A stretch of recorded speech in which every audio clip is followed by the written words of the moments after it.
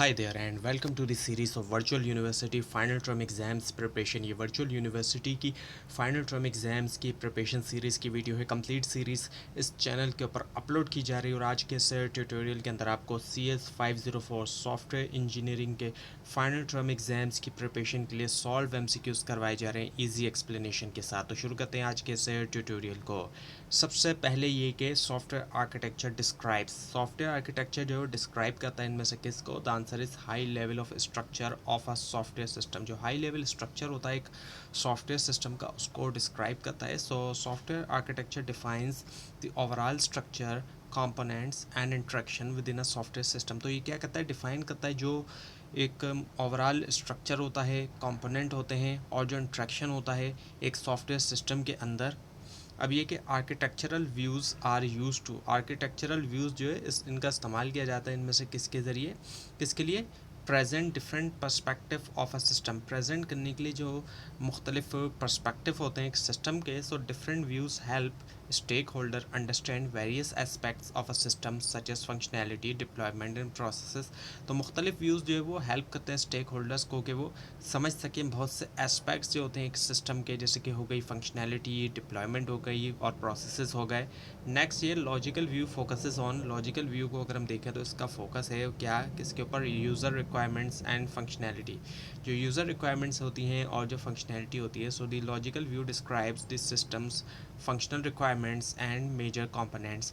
Logical view जो है वो डिस्क्राइब करता है जो सिस्टम की फंक्शनल रिक्वायरमेंट होती है और जो मेजर कंपोनेंट्स होते हैं। अब ये कि एन आर्किटेक्चरल मॉडल प्रोवाइड्स, एक आर्किटेक्चरल मॉडल प्रोवाइड करता है इनमें से क्या? वो करता है ब्लूप्रिंट फॉर सिस्टम ऑर्गेनाइजेशन। जो ब्लूप्रिंट होता है सिस्टम ऑर्गेनाइजेशन के लिए। So architectural models guide developer by showing how system components are organise.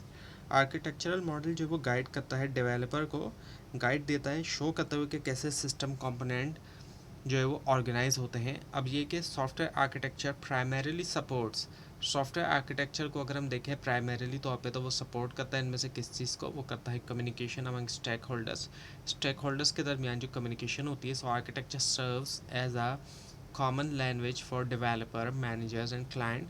Architecture जो वो सर्व करता है कॉमन लैंग्वेज के तौर पर डेवलपर्स के लिए भी, मैनेजर्स के लिए भी, क्लाइंट्स के लिए भी। अब ये कि zero install aims to, zero install जो उसका एम होता है इनमें से क्या? Run software without traditional installation. यानी कि सॉफ्टवेयर को बगैर जो इंस्टॉलेशन है, हम देखते हैं कि सॉफ्टवेयर को लाते हैं या फिर हम डाउनलोड करते हैं तो क्या करते हैं कि उसको इंस्टॉल करते हैं नॉर्मली तौर पे जो ट्रेडिशनल एक इंस्टॉलेशन होती है। लेकिन इसमें क्या है कि सॉफ्टवेयर को बगैर किसी इंस्टॉलेशन के रन किया जाए। So zero install allows application to run directly without a lengthy installation process. Zero install की वजह से एप्लीकेशंस जो होती हैं, सॉफ्टवेयर्स वगैरह जो होते हैं वो डायरेक्टली रन हो जाते हैं, डायरेक्टली चल जाते हैं, इससे इसके बगैर के उनको लेंथी जो है इंस्टॉलेशन का प्रोसेस किया जाए। अब ये कि design patterns are, design patterns इनमें से क्या है? वो है reusable solution to recurring design problem. Reusable solutions होते हैं रेकरिंग डिज़ाइन प्रॉब्लम्स के लिए। So design patterns provide proven solution to common software design challenges. Design pattern provide करते हैं प्रूवन सॉल्यूशंस जो कॉमन सॉफ्टवेयर डिज़ाइन चैलेंजेस होते हैं उनके लिए। अब ये कि design pattern improves, design pattern improve करता है इनमें से किस चीज़ को? वो करता है code reuse and maintainability. Design pattern जो है वो इम्प्रूव करता है कोड रीयूज़ को भी और जो मेंटेनेबिलिटी होती है। So using design patterns make software easier to understand, modify and extend. Use करना डिज़ाइन पैटर्न्स का बनाता है सॉफ्टवेयर को कि उसको ईजीली अंडरस्टैंड किया जाए, उसके अंदर कोई मॉडिफिकेशन करनी है तो वो भी, और साथ में उसको अगर एक्सटेंड किया जाए तो वो भी। अब ये कि the observer pattern belongs to, observer pattern जो वो बिलोंग करता है इनमें से कौन सा पैटर्न से? वो करता है बिहेवियरल पैटर्न से। So observer pattern manages communication between objects when state changes occur. Observer pattern manage करता है कम्युनिकेशन जो होती है ऑब्जेक्ट्स के दरमियान जब स्टेट चेंजेस हो रही होती हैं। अब ये कि in observer patterns, observers are, observer patterns में ऑब्जर्वर्स क्या हैं? Automatically notified of state changes, automatically notified होता है ये स्टेट चेंजेस से, स्टेट चेंजेस का। So observers receive updates whenever the subject changes its state. Observer जो receive करता है अपडेट जब कभी भी सब्जेक्ट चेंज करता है उसकी स्टेट को। अब ये कि the object being observed is called वो ऑब्जेक्ट जो कि ऑब्जर्व हो रहा है वो कहलाया जाता है इनमें से क्या? The answer is subject. So the subject maintains observers and notifies them of state change. Subject जो है वो मेंटेन करता है ऑब्जर्वर्स को, नोटिफाई करता है जो स्टेट चेंज होती है. अब ये कि observer patterns promote. Observer pattern जो वो प्रमोट करता है इनमें से किस चीज़ का? वो करता है लूज कपलिंग को. So observers and subjects remain independent, improving flexibility. Observers और जो सब्जेक्ट्स होते हैं वो इंडिपेंडेंट रहते हैं और इम्प्रूव कर रहे हैं वो फ्लेक्सिबिलिटी. अब ये कि गुड प्रोग्रामिंग प्रैक्टिस इम्प्रूव्स. बेहतर जो प्रोग्रामिंग प्रैक्टिस होती है, अच्छी जो प्रोग्रामिंग प्रैक्टिस होती है वो क्या करती है? बेहतर बनाती है रीडेबिलिटी भी और मेंटेनेबिलिटी भी, कि उसको रीड करना भी आसान होता है ऐसी कोडिंग को, ऐसी प्रोग्रामिंग को, और उसको मेंटेन करना भी आसान हो जाता है. So well written code is easier to understand, maintain and debug. तो एक वेल रिटन कोड जब होगा तो वो ऐसा होगा कि उसको ईजीली अंडरस्टैंड भी किया जा सकता है, मेंटेन भी किया जा सकता है और उसको डीबग भी किया जा सकता है. Now meaningful variable names help. Meaningful variables जो नेम्स ये जो है हेल्प करते हैं इनमें से किसके अंदर? वो करते हैं इम्प्रूव कोड अंडरस्टैंडिंग. जो कोड अंडरस्टैंडिंग होती है उसको बेहतर बनाने में ये मदद करते हैं. So clear variable names make code self explanatory. अगर वेरिएबल नेम्स क्लियर होंगे तो वो सेल्फ एक्सप्लेनेटरी बनाएंगे कोड को, यानी कि ख़ुद से ही वो समझ में आ जाएंगे. अब ये कि कमेंट्स की जाती हैं जब कभी भी कोड लिखते हैं तो वो कैसी हो? Explain complex logic when necessary. Complex logic जो है उसको एक्सप्लेन करे जब कभी भी ज़रूरत हो. सो comments should clarify difficult sections without overloading the code. Comments जो है उसको क्लैरिफाई करना चाहिए जो भी मुश्किल सेक्शंस हैं कमेंट्स के ज़रिए उसको, और ये कि ओवरलोडिंग ना किया जाए कोड को. अब ये कि एक्सेसिव कमेंट में एक्सेसिव बहुत ज़्यादा कमेंट्स होगी तो वो क्या करेगी? रिड्यूस रीडेबिलिटी को कम कर देगी. So too many comments can clutter code and make maintenance harder. तो बहुत ज़्यादा कमेंट्स होना भी ख़तरनाक है. उससे क्या होता है कि रीडेबिलिटी के अंदर कमी आती है और मेंटेनेंस जो है वो मुश्किल हो जाती है. अब ये कि प्रॉपर इंडेंटेशन इम्प्रूव्स. जो प्रॉपर इंडेंटेशन है वो बेहतर बनाती है इनमें से किस चीज़ को? कोड की जो रीडेबिलिटी होती है. So indentation help programmers understand code structure quickly. तो इंडेंटेशन की वजह से ही प्रोग्रामर्स को मदद मिलती है कि वो समझ सकें कोड स्ट्रक्चर को तेज़ी से. अब ये कि file handling should always. File handling जो है वो हमेशा होनी चाहिए इनमें से क्या? Close open file properly. वो हमेशा जो क्लोज़ करे जो ओपन फाइल है उनको वो भी properly. So closing files prevent resource leak and data corruption. Closing files जो रोकता है रिसोर्स लीक्स को भी और जो डेटा करप्शन होती है. अब ये क्या? Switch statement is best used for. Switch statement जो बेस्ट यूज़ है इनमें से किसके लिए? वो है मल्टीपल सिलेक्शन डिसीजंस के लिए. So switch statement simplify handling multiple possible values of a variable. ये जो है सिंप्लीफाई करता है कि हैंडल करें कई सारे जो पॉसिबल वैल्यूज़ होती हैं एक वेरिएबल की. अब ये कि the default case in switch executes when. Default case जो होता है स्विच के अंदर वो एग्जीक्यूट होता है इनमें से कब? When no case matches. जब कोई भी केस जो वो मैच नहीं करता. So the default block act as a fall back when no case condition is satisfy. Default block जो एक्ट करता है फॉल बैक के तौर पे जब कोई भी केस कंडीशन सेटिस्फाई नहीं होती. Now modularity means. मॉड्यूलैरिटी का मतलब अगर हम देखें इनमें से तो वो क्या है? वो है dividing software into smaller component. Divide करना सॉफ्टवेयर को वो भी छोटे छोटे कंपोनेंट्स के अंदर. So modular software is easier to develop test and maintain. अब क्योंकि इसमें मॉड्यूल्स होते हैं इसमें डिवाइड किया जाता है सॉफ्टवेयर को स्मॉलर कंपोनेंट्स में, तो ईजी होता है कि डेवलप किया जाए. मॉड्यूलर सॉफ्टवेयर को ईजी है कि डेवलप भी करें, उसको टेस्ट करें और उसको मेंटेन कर सके. अब ये कि बेनिफिट्स ऑफ मॉड्यूलैरिटी इंक्लूड. अगर इसके फ़ायदे देखें मॉड्यूलैरिटी के तो उसमें आ जाता है ईजियर मेंटेनेंस. ईजी होता है कि मेंटेन किया जा सके. So changes can be made to one module without affecting the entire system. तो मॉड्यूल्स होने की वजह से, छोटे छोटे मॉड्यूल्स बने होने की वजह से नतीजा क्या निकलता है कि एक मॉड्यूल के अंदर अगर कोई तब्दीली की जा रही है, कोई चेंजेस की जा रही है तो वो दूसरे पूरे सिस्टम पे असर नहीं पड़ेगा. तो ये एक बहुत बड़ा बेनिफिट है और बहुत ज़्यादा ये आसानी होती है. अ module system should ideally have. एक मॉड्यूल सिस्टम को देखें तो आइडियली तौर पे क्या होना चाहिए वहाँ पर? हाई कोहिजन हाई होनी चाहिए. So cohesive module perform one well defined task. एक कोहिजिव मॉड्यूल जो है वो परफॉर्म करता है एक ही वेल डिफाइंड टास्क को। अब ये कि वन कॉमन प्रोग्रामिंग मिस्टेक है, एक जो कॉमन प्रोग्रामिंग मिस्टेक है वो इनमें से क्या है, वो है poor variable naming. Poor variable naming का होना, so poor names make code difficult to understand and maintain. जो पुअर नेम होते हैं वो कोड को बनाते हैं एक तो मुश्किल कि उसको अंडरस्टैंड करें, उसको समझें और साथ में उसको मेंटेन करना भी। नाउ पोर्टेबिलिटी मीन्स, अब पोर्टेबिलिटी की अगर हम बात करें तो उसका क्या मतलब है इनमें से। So software can run on different platforms. Portability का मतलब ये है कि एक ही सॉफ्टवेयर मुख्तलिफ प्लेटफॉर्म पे चल सकता है। So portable software work across different operating systems and hardware. Portable software जो है वो वर्क करते हैं मुख्तलिफ जो ऑपरेटिंग सिस्टम्स होते हैं उनके ऊपर भी, और जो मुख्तलिफ हार्डवेयर्स होते हैं उन वहाँ पर भी। ना पोर्टेबल सॉफ्टवेयर रिड्यूसेस, अब पोर्टेबल सॉफ्टवेयर को हम देखें तो वो कमी करता है इनमें से किस चीज़ में, वो है प्लेटफॉर्म डिपेंडेंस, जो प्लेटफॉर्म की डिपेंडेंसी है उसके ऊपर। So portability minimizes the need for platform specific modification. Portability जो है वो मिनिमाइज़ करता है, कमी लेकर आता है जो ज़रूरत है कि प्लेटफॉर्म स्पेसिफिक मॉडिफिकेशन का होना, उसके अंदर कमी आती है उसकी। अच्छा, अब ये कि Java is considered portable because of, Java को पोर्टेबल कंसिडर किया जाता है किसकी वजह से, JVM की वजह से, यानी कि जावा वर्चुअल मशीन की वजह से। So Java virtual machine allow Java programs to run on any platform that supports it. JVM जो है जावा वर्चुअल मशीन अलाउ करती है जावा को प्रोग्राम्स को कि वो रन हो सकें किसी भी प्लेटफॉर्म को जो उसे सपोर्ट करे। अब ये कि exception handling is use to, exception handling जो है इसका इस्तेमाल किया जाता है इनमें से किसके लिए, मैनेज रन टाइम एरर्स। जो रन टाइम एरर्स होते हैं उनको मैनेज करने के लिए। So exception handling prevents abrupt program termination, ये रोकता है एब्रप्ट प्रोग्राम टर्मिनेशन को। अब ये कि एन एक्सेप्शन इज़, एक्सेप्शन की हम बात करते हैं वो इनमें से क्या है, अनएक्सपेक्टेड रन टाइम इवेंट, एक अनएक्सपेक्टेड जो रन टाइम इवेंट होता है। So expectation occurs when, exception occurs actually when unusual situations disrupt normal execution. Exceptions तब होती हैं जब अनयूजुअल सिचुएशन आती है और उसी से नॉर्मल एग्जीक्यूशन जो है वो डिसरप्ट हो जाती है।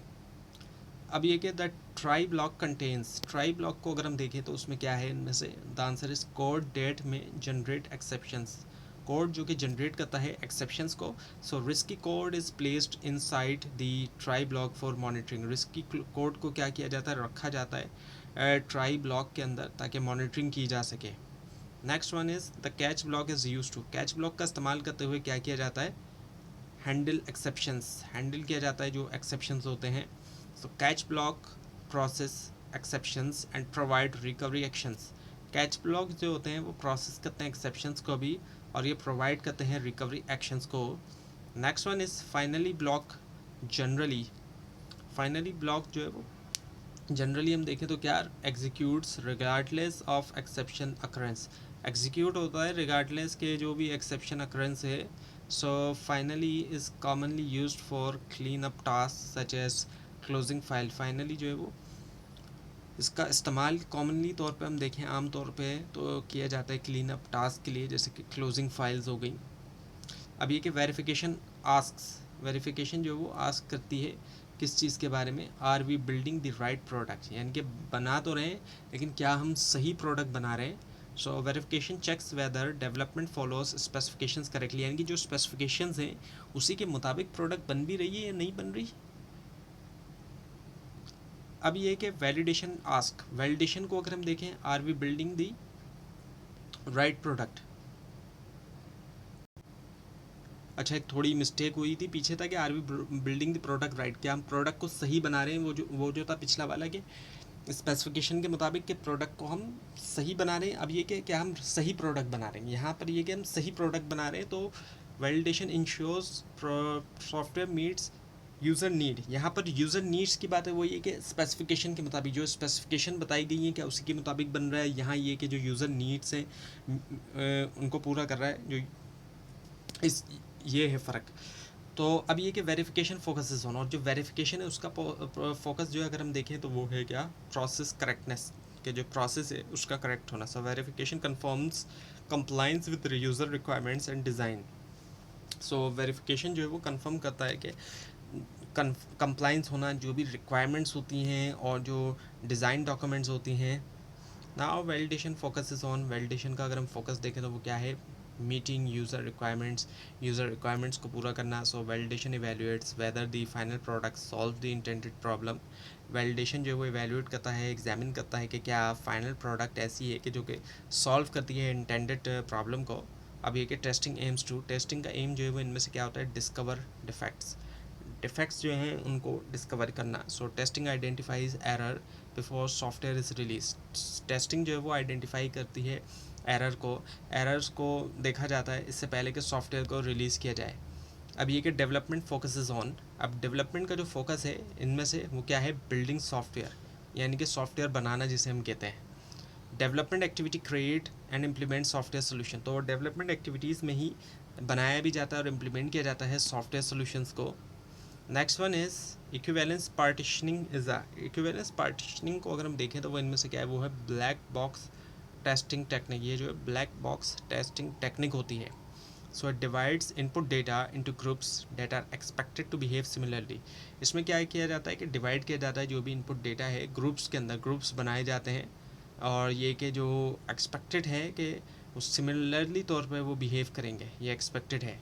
अभी कि equivalence classes reduce, equivalence classes को अगर हम देखें तो वो रिड्यूस करती है इनमें से किस चीज़ को, नंबर ऑफ़ टेस्ट केसेस, जो टेस्ट केसेस की तादाद है उसको. So representative values are tested instead of all possible inputs. Representative values ही सिर्फ जो है उनको टेस्ट किया जाता है, ना कि तमाम पॉसिबल इनपुट्स को. अब ये कि white box testing examines, white box testing को अगर हम देखें तो वो एग्जामिन करती है इनमें से किस चीज़ को, इंटरनल प्रोग्राम स्ट्रक्चर को. So white box testing analyzes code paths and logic. ये वाइट बॉक्स टेस्टिंग जो है एनालाइज करती है कोड पैथ्स जो है और जो लॉजिक होती है उसको भी. अब ये कि statement coverage is associated with, statement coverage को अगर हम देखें तो वो जुड़ी है इनमें से किसके साथ, the answer is white box testing. जो वाइट बॉक्स टेस्टिंग होती है, so statement coverage measures how much code has been executed during testing. Statement coverage जो है वो मेजर करता है कि कितना कोड जो है वो एग्जीक्यूट हुआ है टेस्टिंग के दरमियान. अब ये कि unit testing verifies, unit testing जो है वो वेरीफाई करती है इनमें से किस चीज़ को, इंडिविजुअल प्रोग्राम कंपोनेंट्स. जो इंडिविजुअल प्रोग्राम कंपोनेंट्स होते हैं, so unit testing checks each module independently. Unit testing जो है वो चेक करती है हर मॉड्यूल को, वो भी इंडिपेंडेंटली तौर पर. अब ये कि इंस्पेक्शन को अगर हम देखें इनमें से क्या है, वो है स्टैटिक रिव्यू टेक्निक. इंस्पेक्शन जो है वो स्टैटिक रिव्यू टेक्निक है. So inspection reviews documents and code without executing the program. Inspection जो है वो रिव्यू करती है डॉक्यूमेंट्स को भी और जो कोड होते हैं बगैर एग्जीक्यूट किए हुए प्रोग्राम को. अब ये कि टेस्टिंग रिक्वायर्स, टेस्टिंग जो है वो क्या रिक्वायर करती है इनमें से, प्रोग्राम एग्जीक्यूशन, प्रोग्राम की एग्जीक्यूशन को रिक्वायर करती है. So testing involves running software to observe its behaviour. Testing में ये होता है कि सॉफ्टवेयर को रन किया जाता है ताकि इसका बिहेवियर ऑब्जर्व किया जा सके. नाउ डीबगिंग मीन्स, अब डीबगिंग का मतलब अगर हम देखें तो वो क्या है, locating and fixing defects, locate करना और फिक्स करना डिफेक्ट्स को. So debugging identifies the root cause of errors and correct them. Debugging के अंदर हम देखें तो आइडेंटिफाई किया जाता है जो भी रूट कॉज है एरर का, कि जो बुनियादी जो सबब है एरर होने का, कि वो आखिर है क्या.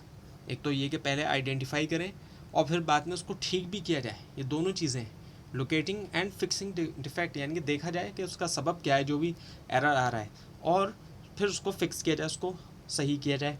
अब ये कि अब बग इज़, एक बग असल में होता क्या है कि सॉफ्टवेयर डिफेक्ट और एन एरर. सॉफ्टवेयर का कोई भी डिफेक्ट होना या एरर होना वो होता है bug. So a bug causes software to behave incorrectly और अनएक्सपेक्टेडली.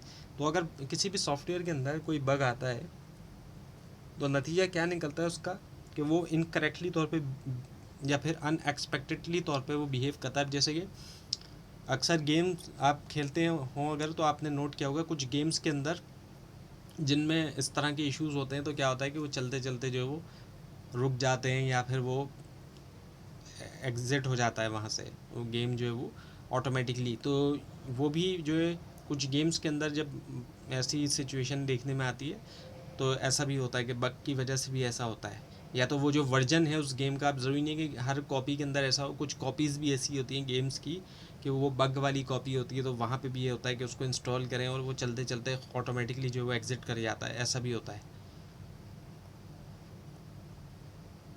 अब ये कि logic errors occur when, logic error जो है वो आता है कब, program compiles but produces incorrect results, program compile तो हो गया लेकिन वो इनकरेक्ट रिजल्ट जो है वो लेकर आ रहा है। So logic error do not prevent compilation but lead to wrong output, तो लॉजिक एरर की वजह से कंपाइलेशन तो नहीं रुकेगी लेकिन आउटपुट जो है वो गलत होगा। अब ये कि syntax error are detected, syntax error जो डिटेक्ट होते हैं इनमें से कब, ड्यूरिंग कंपाइलेशन, कंपाइलेशन जो होती है उस दरमियान। So compilers identify violations of programming language rules, compilers जो है वो आइडेंटिफाई करते हैं जो भी वायलेशन की गई है प्रोग्रामिंग लैंग्वेज रूल्स की।